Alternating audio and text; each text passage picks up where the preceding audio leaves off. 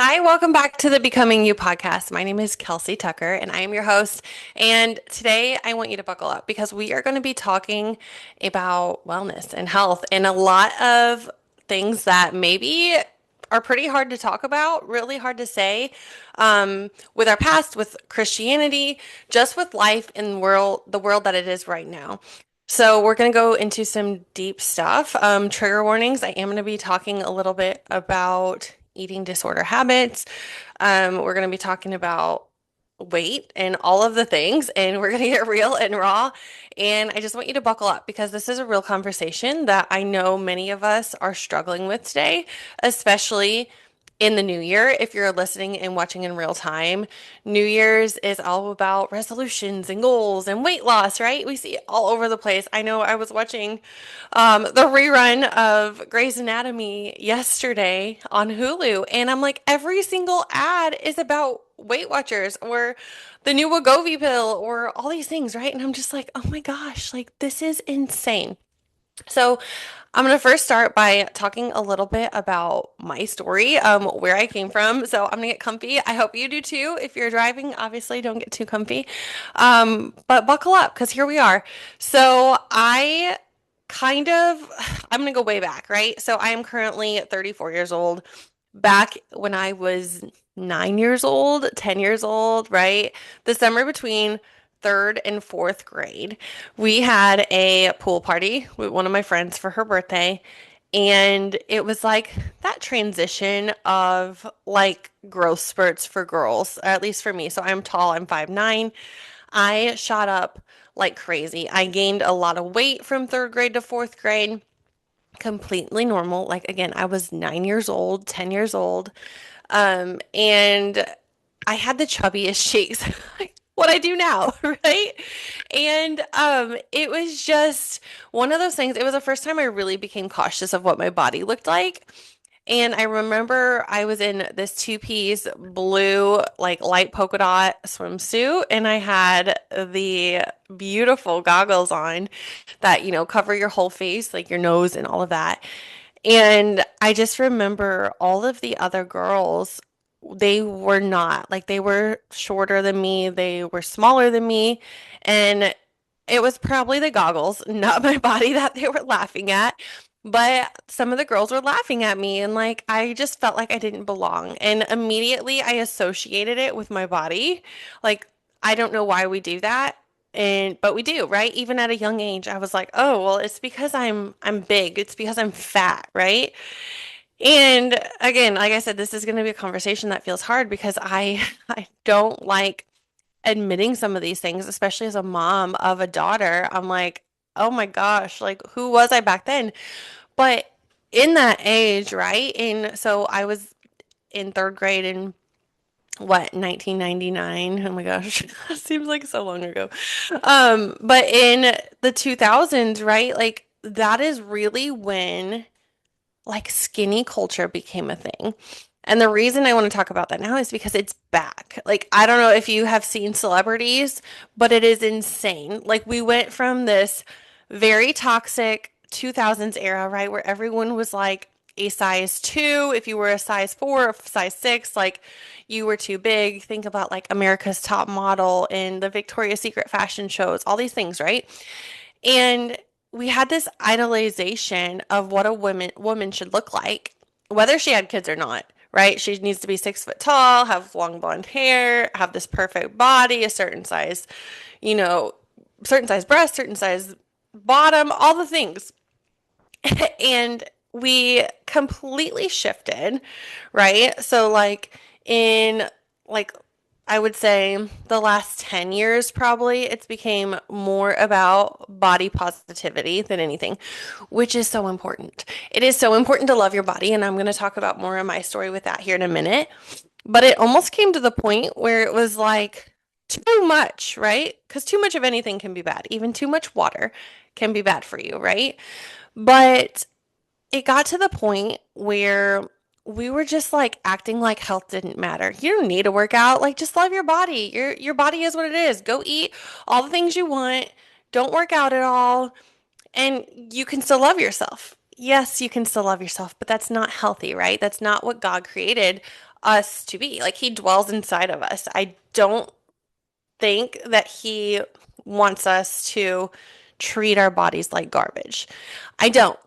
So we got one side of the spectrum, went all the way to this other side of the spectrum, and now we're completely reversing again. You see all these celebrities who are like just skin and bones, and you see all these commercials about, the new Wegovy pill and the GLP-1s and all of this, and I'll get into a little bit of that as well because I am a pharmacist. I do have some insight on that, and my own personal opinions on it. But we're just going back, and I'm like, where is the middle? And that has always been what I want to share is like that middle ground for the normal person, the normal mom who is like, you know what? Like, I don't need to be skin and bones. I don't want to be skin and bones. I don't want to be a size zero. I want to be healthy. I want my knees not to hurt. I want to have energy, right? Like that is where I want to focus on. So, back to my story, I was very conscious about my weight from that point forward, from the summer between third and fourth grade forward. And in eighth grade, I had my first boyfriend, and it was a very innocent relationship. But I remember him saying, like my best friend at the time, she was very small. She was very petite. I was very curvy. We were very different body types. Neither one was unhealthy. Let me preface that. But he said, like you look better with clothes and she looks better without clothes and like swimsuits, right? And again, it was a very innocent relationship in eighth grade. I was 13 years old, but thinking about going into high school and thinking about boys, right? And like these things that I was thinking about at that age, I was like, oh my gosh, like I have to get smaller because in high school, boys are not going to want to be with me if I'm not smaller. So I put that in my head. So fast forward to high school, we were an open campus lunch at the time. They don't offer that anymore, which now that I have kids, I'm like, thank goodness. But I remember every day at lunch, we would go wherever we went, right? And I would binge. I would eat so much to make myself throw up. So that way I wouldn't feel hungry, but I also wouldn't gain the calories. And I thought if I can keep this up, like if I can just keep making myself throw up, I'm not going to gain any weight. Um, so I did that for a really long time. And I think in high school, I don't even know what I weighed, maybe like 130 pounds. And again, I've been 5'9" since probably my sophomore year of high school. So that was small. I played volleyball. I was, very active. I did marching band. My cat is back with us if you're watching on YouTube. Um, and it was just something that I kept trying to like really shrink myself down to. And I remember when I was watching the Victoria's Secret fashion shows, like I would put things in my room, like I would cut out pictures that I printed offline or that I found in a magazine of like super skinny models, and like I would post them in my room. Like I would have a secret place that I would hide them. And anytime I wanted to eat something, I would just be like, no, like you have to look like this. And I would punish myself. And it was horrible. And I lived like that for a really, really, really long time. And fast forward to college, right? When you start drinking more, you start partying more. And I gained weight. And I went on this like spiral, right? And that is when in college, when I found my now husband, um, it was just this super unhealthy dynamic because I hated myself. I hated my body. I hated every ounce of it. I had no self-control, whether it came to eating or alcohol or sex or anything. Like I wanted to give everything I had in order to be loved.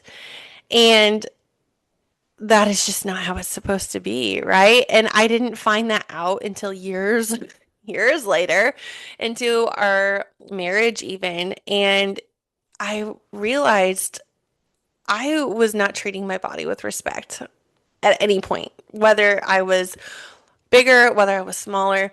There was no respect, there was no love. It was, I have to be a certain way in order for someone else to love me. And my life completely changed. I talked about this a little bit last week on the podcast whenever I was postpartum and I started. I had depression and I started a new wellness routine and I finally found love for myself for the first time. And then it completely changed again when I truly found Christ, when I found my foundation in Him. And I have some scriptures here today that I'm going to be reading here for you because they absolutely changed my life. And it's something that I think it's going to change yours too. So, the first one I'm going to share here is probably my favorite verse in the entire Bible. It's Ephesians 4:1. Let me find it here. I'm going to read it word for word for you. So I have a Christian Standard Bible. Yours may sound differently. But Ephesians 1:4 says, "For he chose us in him before the foundation of the world to be holy and blameless in love before him." This verse changed my entire life. I realized that God chose me before he even picked the world, right? Before he even decided creation should be a thing. He knew me and he chose me to be holy, right? Which is to be set apart from blameless. I think we know what blameless means, right? Like we're not doing wrong. Like he chose us to be set apart and to share his word to help more people become to the kingdom of heaven. Before creation even existed, he chose me. So he could give two, excuse my language, two shits less if I'm a size 0 or if I'm a size 16, right? It does not matter to him. He loves me no matter what. That is not a codependent relationship, and that completely changed my life. I was like, I have to love myself like that. I need to love me no matter what season I'm in. Especially because now, thankfully, since Jesus was able to die on the cross for our sins, the Holy Spirit dwells inside of us. He lives inside of each and every one of us. And I need to respect that. I need to honor that, right? So that verse in the Bible completely changed my life. It completely changed how I look at weight loss and resolutions and getting healthy. Okay. So fast forward to today. So my wellness journey started about, like I said, 7, 8 years ago, and I got really healthy. I lost a a lot of weight, but I was idolizing it. I was idolizing fitness. I was idolizing my eating. I was obsessed with what I looked like again because I it was a business I had, so I was obsessed with my results because results sell, right? Like you can't sell anything wellness if you don't look the part. Like if their products aren't actually working, if you're still eating like garbage, you're not going to sell anything. So I attached a lot of my worth still to that. So while I was getting healthy, it still wasn't in a healthy way. And then again, like last year, 2 years ago, whenever I found my relationship with God and really started digging into His Word, this is where everything changed. Excuse me, because I knew I had to do it differently. And then that's when things changed, right? Because I stopped idolizing it. And to be honest, I was kind of mad. The platform I was working with, the company I was partnered with, completely took away my job, essentially. And I was bitter. I was holding a lot of resentment, a lot of anger. And I was just like, you know what? Like, screw fitness, screw eating healthy. I'm going to do whatever the hell I want. And again, that side of the pendulum is not healthy either. So I really just had to take a step back and be like, okay, what do I what do I want to accomplish here? Because I had a really hard reality check when I woke up New Year's Day this year of 2026, and I weighed 195 pounds. And again, weight is strictly a measurement. It is a measurement of how much gravity, the force of gravity being pulled down to the earth, right? Like that's literally all it is. But it is something that can tell us something, right? It tells us our health in a way, not all of it, right? You can be super, super small and weigh like nothing and be really unhealthy. You can be super muscular and, like way more. It's not, it doesn't tell us those things. But for me, where I'm sitting at, or where I was sitting at on New Year's Day, I was feeling droggy. I was feeling my knees ache, my bones, like even my wrists and my hands were starting to be achy. My face, if you're watching online, you can see my face. I have a very round face right now. My bras were starting to dig into my skin where they were causing like really sore, like big sores on my body because like they weren't fitting. My pants didn't fit.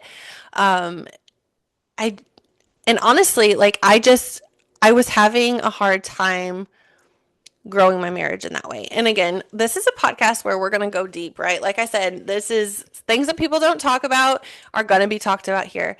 But whenever you are in a marriage and you're wanting to be intimate with your spouse, it is challenging whenever your body is not what you expect it to be.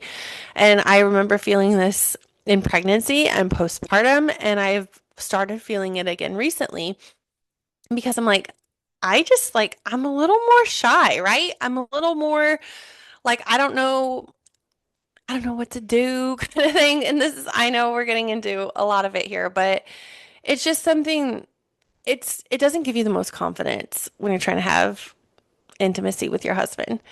And so on January 1st, I was like, something's got to change, girlfriend. Like you're not honoring your body. Your body's aching. You're not energetic. It's making you less patient. You're more crabby with your kids. You're not as intimate with your husband. Like this is not helping anything. My goal is to prep my relationships and my body for hopefully another pregnancy down the road. That is something I feel like God has called me to be able to do. Whether that happens or not, I don't know. I got to let go of some control of that.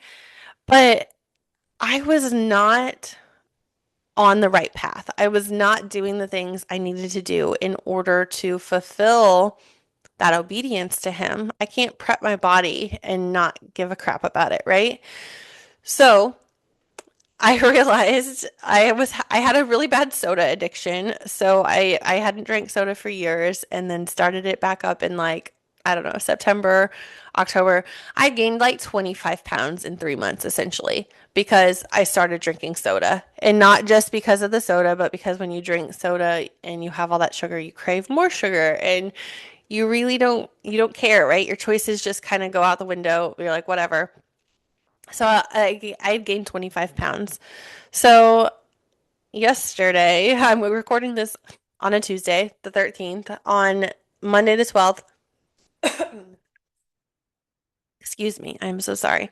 I started a new program, a new challenge, a 100-day challenge with one of my friends, and I'm excited about it. But even on that day, like, so since January 1st, I have not had soda since December 31st, which I'm so proud of me. But I've lost like 6 pounds. I'm 189 as of yesterday. So headed in the right direction as far as like how my body feels. I've been working out 2 days in a row now, making healthier choices and just being more mindful of it. But this is where, like, I really want to give you some tactical tips if you are on a wellness journey or if you're trying to lose weight for whatever reason it may be. This is where it's truly going to change your life if you remember this. So, first off and foremost, you have to get rid of the all or nothing mindset.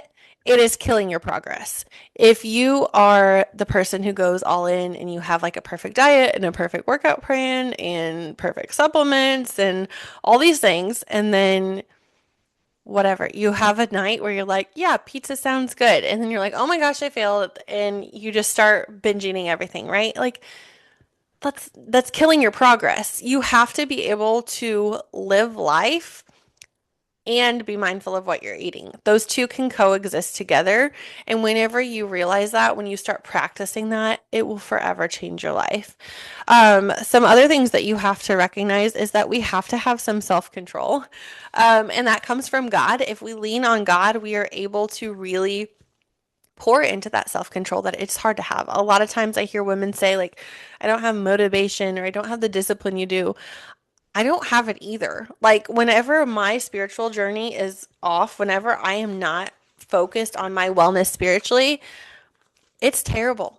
I have zero self discipline and self control. And that's because that is a fruit of the spirit, right? If we are not focused on the Lord, we are not going to have that. It's not something that you can just make up and do on your own. So 2 Timothy 1:7 says, "For God has not given us a spirit of fear, but one of power, love, and sound judgment," mine says. So some versions say self-control here, but that's what I had to remember, and I want you to remember, is that God's not giving us of this spirit of like, oh my gosh, what do people think? I'm so scared that if I, hit a certain weight, like my husband's not gonna want to be with me, or Susie down the road is gonna think that, I'm not good enough to do this, whatever that may be. God doesn't give that to us. He gives us the spirit of power, of love, and that sound judgment to make the right choice, right?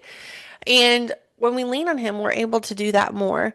So that is super, super important. And then there's a few others I have here that I'm going to go ahead and read for you. So 1 Corinthians 9:24 through 27. Don't you know that the runners in a stadium all race, but only one receives the prize? Run in such a way to win the prize. Now, everyone who competes exercises self control in everything. They do it to receive a perishable crown, but we an imperishable crown. So I do not run like one who runs aimlessly or box like one beating the air. Instead, I discipline my body and bring it under strict control so that after preaching to others, I myself will not be disqualified. And this is talking about like the race to heaven, essentially, right? Like, so there's in in a lot of races, worldly races, there's one winner, right? One winner. If you think about whatever, the Olympics or any cross country race that you've seen, there's one winner every single time. All of these people competing, they do their best, right? They practice self-control, they discipline their bodies, they make sure they're doing their workouts, they make sure they're eating the right foods, and they work their hardest. Like, that's all they're focused on in order to win this crown or this prize, this worldly prize. But whenever we focus on Jesus, when we focus on the Lord, and we're able to remember the things I have said in here already, right? Like, He chose us before the foundation of the world. When we choose love over anger, when we choose, patience over arguing, whenever we choose just kindness over hate, those things are what's getting us closer to the race of getting to heaven. And what's cool is because Jesus died for all of us, for you, me, every single one of us in this world. There's not just one winner here. Like, we all can fight and race for this imperishable crown of eternity with God. And it takes discipline. It takes work. It takes saying no to things that get you further away from God, right? And then the last one I have here, Proverbs 31. So this is about like the if you've ever heard the Proverbs 31 woman, like just a woman of faith, like noble character, right? 31, so Proverbs 31:17 says she extends her hands, or no, sorry, that's 19. She draws on herself. No, yes, she draws on her strength and reveals that her arms are strong. Sorry, words are hard today. She draws on her strength and reveals that her arms are strong, right? So, strength is what's important here. God does not say you need to look a certain way. He specifically says in here, charm is deceptive and beauty is fleeting, but a woman who fears the Lord will be praised. That's Proverbs 31:30. We have to be able to focus on the other parts of health not the beauty of it, not just the size clothes you're wearing, not if you have wrinkles or not, not if your stomach is flabby because you had babies, right? That stuff does not actually matter. What actually matters is the strength that you have. It's the character that you have. It's the health, the habits, and all of that that you have. And that's why when we're headed into the skinny culture era and everybody and their brother has a GLP-1, right? It's important to know the habits are what matters.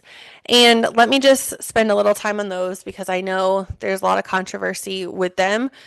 I don't think they're terrible. I don't think they're terrible drugs that you should never take. I think there's an indication for them, like there is a good need for them in certain populations. I think that they can help blood pressure. I think that they can help with insulin resistance. I think that they are good options for people who actually need them. I do also, as a pharmacist, think they're completely overabused. Um, and not in a way of just like people wanting an easy way out, but more so of just they are so desperate for change for the wrong reasons, right?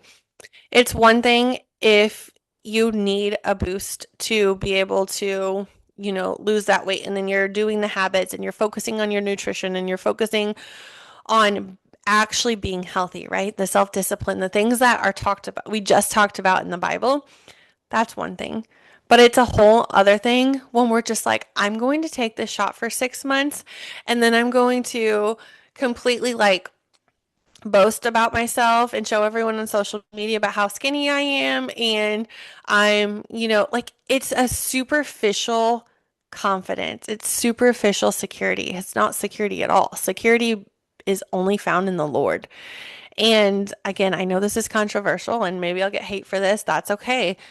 But it's truly what I believe is there's an indication for these drugs, but they're overused. They are over prescribed and it's, I think, dangerous. Not in a sense of like long-term side effects because there's been safety. Like these drugs have been around for a while. It's not like they're brand new. They just found out that they work really well for weight loss as well, which is important, right? With blood pressure and cholesterol and diabetes, like you do need to lose weight in those things. There is an indication for it. But when we think about the mechanism of action of the drug and what it does to our bodies, making me feel full longer, that can be a thing, right? If I'm having trouble with emotional eating and I'm like grabbing all these snacks all the time, like almost in a way of gluttony, right? That's against what the Bible teaches us. That's going against what God says. So if I'm taking this drug to help with that, that's great, right? That's one thing that's going to help. But if I'm just going to not eat all day because this drug makes me feel full, what am I actually doing to my body? And I'm not saying fasting is terrible either. Before anyone comes at me, fasting is beneficial. That's in the Bible. If you're praying, meditating, right? But just to not eat because you're not eating, you're not getting nutrients. Your hair is going to fall out. You're going to feel like garbage because you have no nutrients. And if we think again, where the spirit is residing, he's not in an ark anymore. He's not just floating around in a temple. He is here in my body, in your body. He deserves all the nutrients. He deserves as much as I can give him, as much love, as much growth, as much energy. Like, he deserves that. That's the least I can do for what he does for me. And again, you have to get rid of the all or nothing because this is not about perfection. This is not saying that you can, never go have ice cream again or you should never go have a drink with your husband. I'm not saying any of that. What I'm saying is mindfulness matters. I'm saying that your health is so much more important than the number on the scale. It matters so much more for longevity and sustainability and mobility in this life. It is not just about the size you are. It's not just about, the size pants you wear or what number is on the scale. It is about how we are treating ourselves because how much God loves us and what we're showing to our kids, right? I remember growing up, I remember multiple women in my life pulling at their bodies and just constantly complaining about how much they weighed. And as I've become an adult and I now weigh way, way, way more than these women, and I still hear some of them say it, and it's like, if I take that to heart, like, how do I feel about myself if the people I look up to are talking negatively about that self? And now, as a mom of a girl, I don't want that. I do not want her to wake up one morning and be like, my body's bad. Because if my mom thinks her body's bad and I look up to her, like, my body must be bad. I don't want her to think that. And again, this is nothing to the women in my life because they're great. They're phenomenal. They are people I look up to. It's just the age of the culture we were in and where we were. And we're going back there, and I don't want to be that example. So that is it today on the podcast. Thank you for listening in. If you liked this message, it would mean so much to me if you could share it with a girlfriend, share it with your mom, with a coworker, anyone who you think it would resonate